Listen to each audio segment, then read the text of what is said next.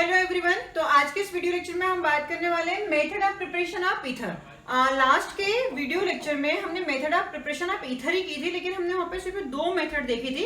पहला मेथड था आप अल्कोहल के थ्रू, जब आप अल्कोहल की रिएक्शन कंसंट्रेटेड H2SO4 के साथ में करवाते हो, लेकिन शर्त क्या थी वहां पे 1 डिग्री का अल्कोहल होना चाहिए एंड कंसंट्रेटेड H2SO4 के साथ में हाई टेम्परेचर पर जब हम रिएक्शन करवाते हैं तो वहां पे क्या बनता था, ईथर का फॉर्मेशन होता था। एंड सेकेंड रिएक्शन हमने विलियमसन सिंथेसिस देखी थी एंड विलियमसन सिंथेसिस की रिएक्शन हमने विद मैकेनिज्म एंड इसकी कंडीशन भी देखी थी कि कौन कौन से कंपाउंड आपके विलियमसन सिंथेसिस रिएक्शन नहीं देते हैं। अब हम यहाँ पे थर्ड रिएक्शन देखेंगे ईथर के फॉर्मेशन की।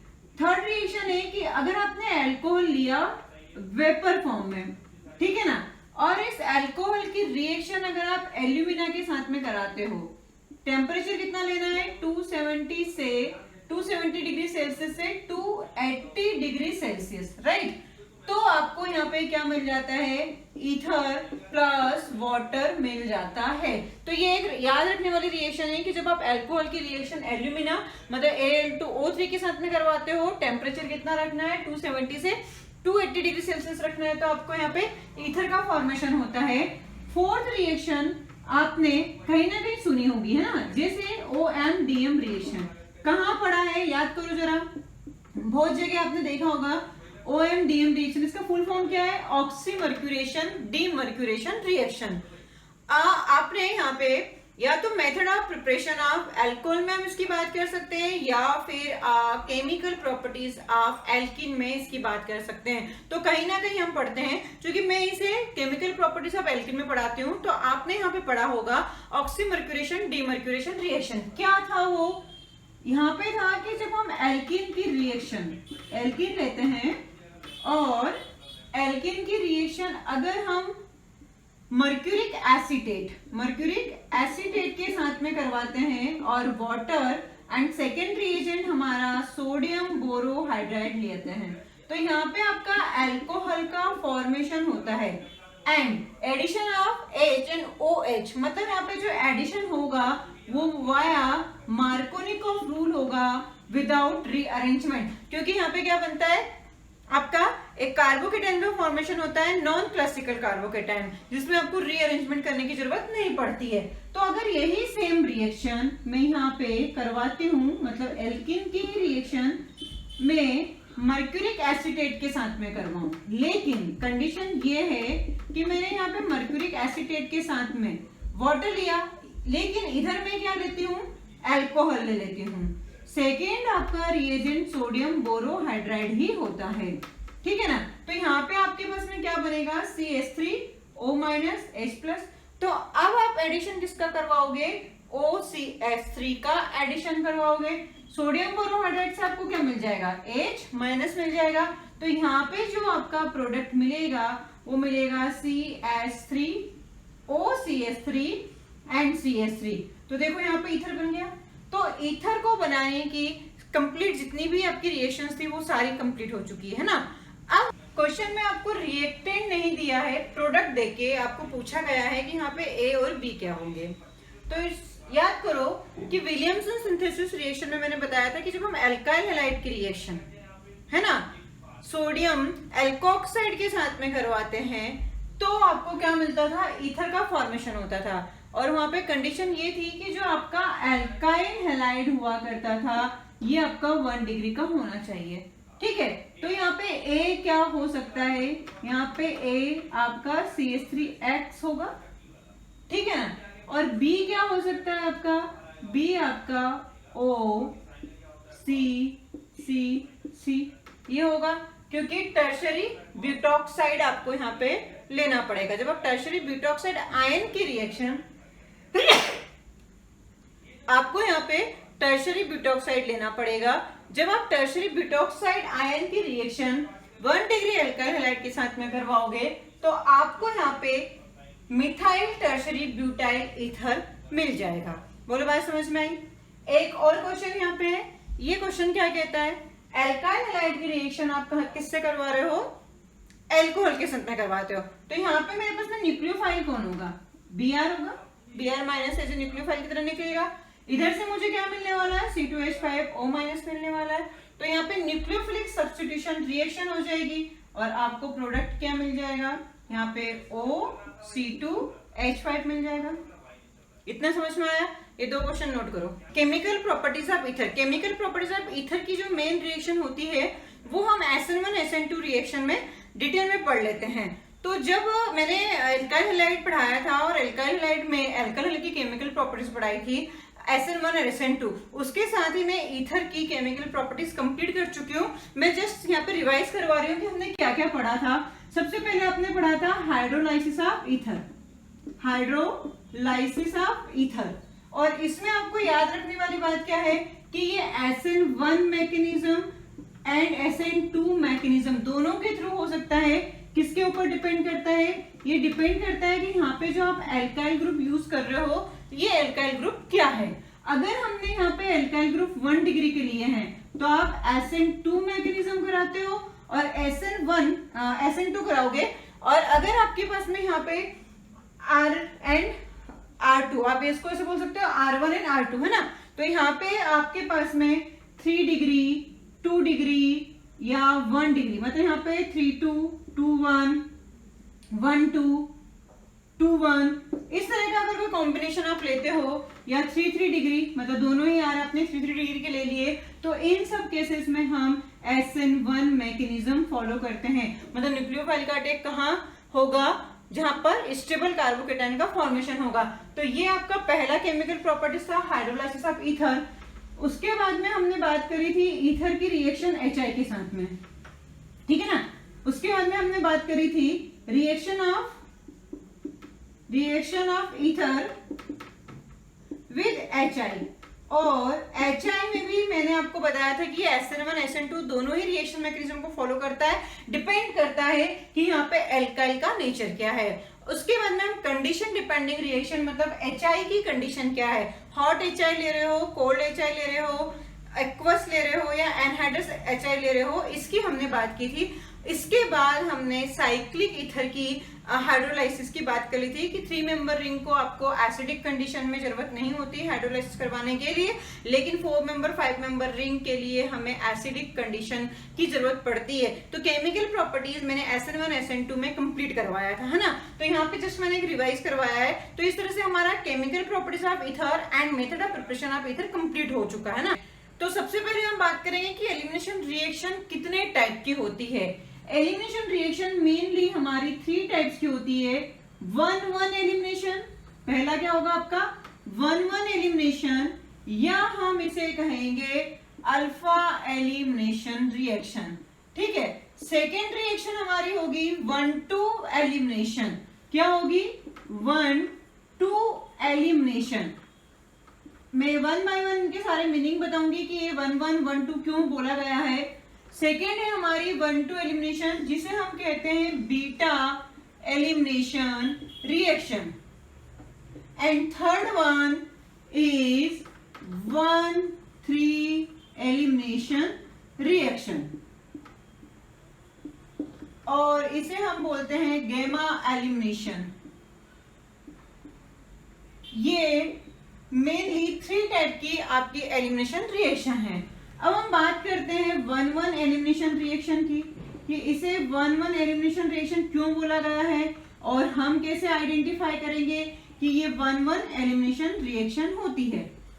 यहाँ पे 1-1 का मतलब है कि जब आपके पास किसी एलिमेंट या ग्रुप का एलिमिनेशन किसी एक ही कार्बन से होगा, मतलब निकलने वाले जो भी ग्रुप होंगे वो ग्रुप किसी एक ही कार्बन से निकलेंगे, तो हम उसे बोलेंगे 1-1 एलिमिनेशन या अल्फा एलिमिनेशन रिएक्शन।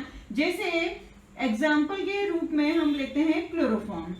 जब मैं क्लोरोफॉर्म की रिएक्शन किसी बेस के साथ में कराती हूँ, ठीक है, तो इस बेस का नेचर क्या होगा? ये एसिडिक हाइड्रोजन को ढूंढेगा। एंड हमें पता है कि क्लोरोफॉर्म में ये जो H है ये अच्छा एसिडिक हाइड्रोजन है, इसलिए ये एसिडिक हाइड्रोजन निकल जाएगा और यहाँ पे हमें मिलेगा C-Cl। इसके बाद Cl- वो जो हाइड्रोजन निकला उसके साथ निकलेगा, तो मुझे यहाँ पे क्या मिलेगा? Cl। इसे हम बोलते हैं कार्बिन। यहाँ पे क्या मिला है आपका, एक इंटरमीडिएट कार्बन मिला है। तो आपने ये देखा कि यहाँ से हाइड्रोजन एंड क्लोरीन दोनों ही एक ही कार्बन से निकले हैं, दैट्स व्हाई इसे हमने क्या बोला है, 1-1 एलिमिनेशन या अल्फा एलिमिनेशन रिएक्शन। दूसरा हमारे पास में आता है beta elimination reaction, beta elimination reaction, या फिर इसे हम क्या कहते हैं, 1-2 एलिमिनेशन रिएक्शन। अब जैसे 1-2 की जो बात है, तो 1-2 इसका मतलब समझ में आ रहा है कि जो निकलने वाले आपके पास में ग्रुप होंगे या एटम होंगे या एलिमेंट्स होंगे, वो पास के 2 कार्बन से निकलेंगे, 1-2 पोजीशन से निकलेंगे, दैट्स व्हाई इसे क्या बोला गया है, 1-2 एलिमिनेशन रिएक्शन बोला गया है। जैसे CH3CH2 यहाँ पे OH और यहाँ का जो मैं एक H है उसे इस तरह से लिख रही हूँ। मतलब अल्कोहल की रिएक्शन जब हम कंसंट्रेटेड H2SO4 के साथ में कराएंगे इन द प्रेजेंस ऑफ फीड, मतलब ये है कि कंसंट्रेटेड H2SO4 जो होगा वो क्या है, यहाँ पे एक डिहाइड्रेटिंग एजेंट की तरह काम करेगा और इसे हम बोलेंगे डिहाइड्रेशन ऑफ अल्कोहल, और यहाँ से H2O बाहर निकलेगा। देखिए यहाँ पे जो कार्बन है इससे हाइड्रोजन निकला और इसके पास वाले कार्बन से OH निकला है, मतलब 2 पास के कार्बन से आपका एलिमिनेशन हुआ है, और इसीलिए हमने इसे क्या बोलना है, 1-2 एलिमिनेशन या बीटा एलिमिनेशन रिएक्शन। और यहाँ पे जो प्रोडक्ट बनेगा वो क्या बनेगा, एल्कीन बनेगा। तो ये था हमारा 1-2 एलिमिनेशन। फिर बात करते हैं 1-3 एलिमिनेशन। तो आपको समझ में आ गया होगा कि 1 और 3 पोजीशन से जब एलिमिनेशन होगा तो हम इसे क्या बोलेंगे, 1-3 एलिमिनेशन रिएक्शन बोलेंगे। जैसे तो हम इसे क्या बोलेंगे, 1-3 एलिमिनेशन रिएक्शन बोलेंगे। समझ में आया। अब हमारे लिए जो काम की चीज है ना वो है आपका 1-1 एलिमिनेशन, जहाँ पे कार्बन का फॉर्मेशन होता है, तो ये आपको एक इंटरमीडिएट के फॉर्म में पढ़ाया जाएगा और कहाँ कहाँ पे कार्बन इंटरमीडिएट बनता है और उसकी रिएक्शंस क्या है ये हम एक अलग से पार्ट कवर करते हैं। एंड जो आपका बीटा एलिमिनेशन रिएक्शन है मेनली यही आपको पढ़ाई जाती है, यही आपके सिलेबस में बीटा एलिमिनेशन रिएक्शन। तो अब हम बात करने वाले डिटेल में 1-2 एलिमिनेशन रिएक्शन की। तब तक आपका एलिमिनेशन रिएक्शन के भी कितने टाइप होते हैं। बीटा एलिमिनेशन रिएक्शन आपकी मतलब 1-2 एलिमिनेशन रिएक्शन आपकी होती है E1, E2, E1CB and EI। यहाँ पे E1 का मतलब है यूनिमोलिकुलर एलिमिनेशन रिएक्शन। क्या है, यूनिमोलिकुलर एलिमिनेशन रिएक्शन। E2 का मतलब यहाँ पे होगा बाइमोलिकुलर एलिमिनेशन रिएक्शन। E1CB, CB यहाँ पे है कॉन्जुगेट बेस, तो यहाँ पे आप क्या बोलोगे, unimolecular conjugate base elimination reaction. And EI stand for intramolecular elimination reaction. ये आपके मेन 1-2 एलिमिनेशन रिएक्शन के टाइप है। अब अगर हम सिर्फ 1-2 एलिमिनेशन रिएक्शन में 1 बाय 1 देखें, E1, E2, E1CB and EI की बात करें, तो सबसे पहले यहाँ पे हम डिस्कस करने वाले हैं यूनिमोलिकुलर एलिमिनेशन रिएक्शन की। यूनिमोलिकुलर एलिमिनेशन रिएक्शन देखिए, जैसे SN1 और SN2 में हमने बात करी थी कि यूनिमोलिकुलर का मतलब क्या है एंड बाइमोलिकुलर का मतलब क्या है। अब यहाँ पे भी यूनिमोलिकुलर का मतलब क्या होगा, आपकी जो E1 रिएक्शन है ये सिंगल स्टेप रिएक्शन होगी, पहली बात है ना, आप ये समझते हो।